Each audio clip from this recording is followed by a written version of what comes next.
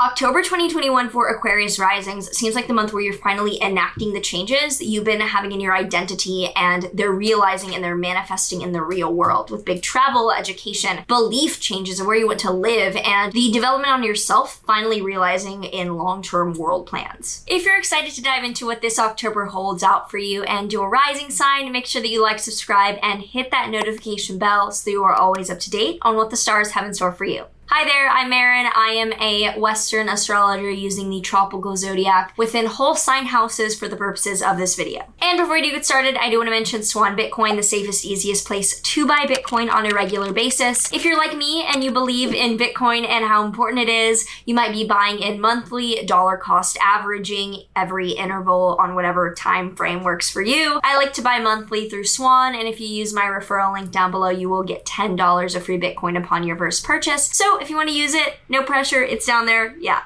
We start out on the 1st with Venus in your Libra 9th house. So Venus, the planet of love, harmony, beauty, very strong in its own sign in your 9th house of foreign travel, higher education, long-term religious or spiritual teachings, and it's squaring Pluto in your 12th house. So yes, you're feeling great about what you're pursuing, but something in the back of your mind or your mental health is needing to either change or is giving you a signal that it's not as rosy and as great as it may seem right now. Like you're getting this internal signal of friction of whoa, let's look again at this. On the 5th through the 10th, the sun will conjoin Mars in your Libra 9th house. So you could, if you have like a teacher, like if you're in school, it could be that a teacher is being very passive aggressive and troublesome with you. Could also mean that plans that are highlighted that you're moving forward with are not being executed as directly as you'd like with your school or travel plans, because Sun Mars is very assertive and very direct, and in Libra they have trouble doing that. So it's showing the trouble in being assertive or direct in this area of life. On the 6th though, there's a new moon in your Libra 9th house, a new beginning around long-term travel, moving abroad, education, spirituality, or philosophy at a high level. Great new beginning for that on the 6th. And on the 9th, there's a Sun-Mercury cazimi in Libra, a download of information, illumination, clarity around this 9th house, large-scale travel or education plans. From the 16th to the 18th, the sun will square Pluto, again between your 9th and your 12th houses. So that is emphasizing, again, like this illumination of really wanting to go after travel, education, but something internally or with your mental health or where you are with your mental health, making that very tense and very friction. On the 18th though, big day because Mercury is stationing direct, more ease and communication, especially in that 9th house of the plans and the travel and the things you want to learn. And on the 18th, Jupiter in your 1st house of self, the planet of growth, will station direct in Aquarius.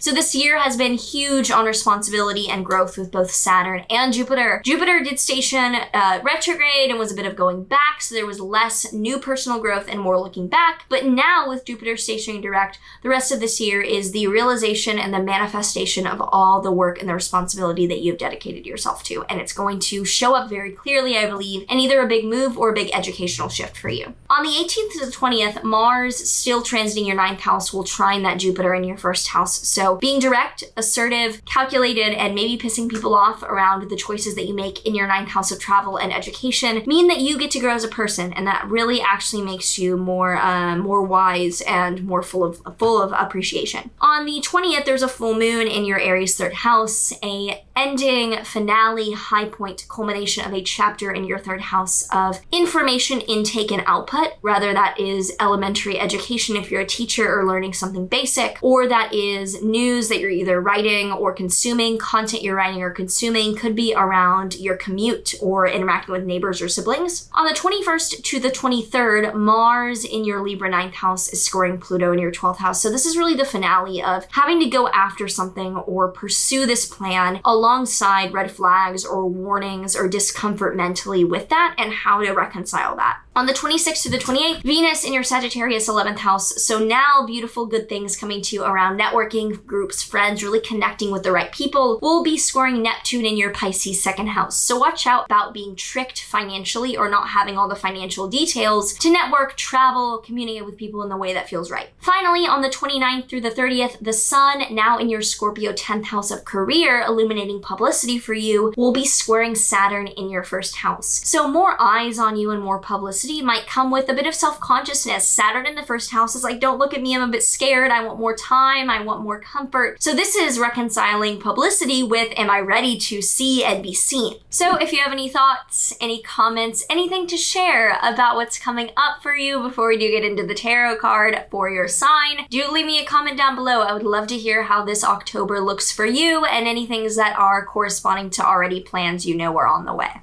The tarot card we have for Aquarius Risings for this October is the Ten of Pentacles reversed. Now, the Ten of Pentacles ordinarily as like the end of the Pentacles suit is actually the card of wealth. It is like you're looking back at how hard you worked to build this up, but inverted, it is showing that you're not actually considering the consequences of the impact of everything that you've built up. So I think this could be the realization mentally of like, I've worked so hard for something, but what will it actually mean to go after these dreams? That this is not the end. Like, you're not just gonna win and have these dreams. Like, there is gonna be long-term consequences for better or for worse to the decisions that you're making.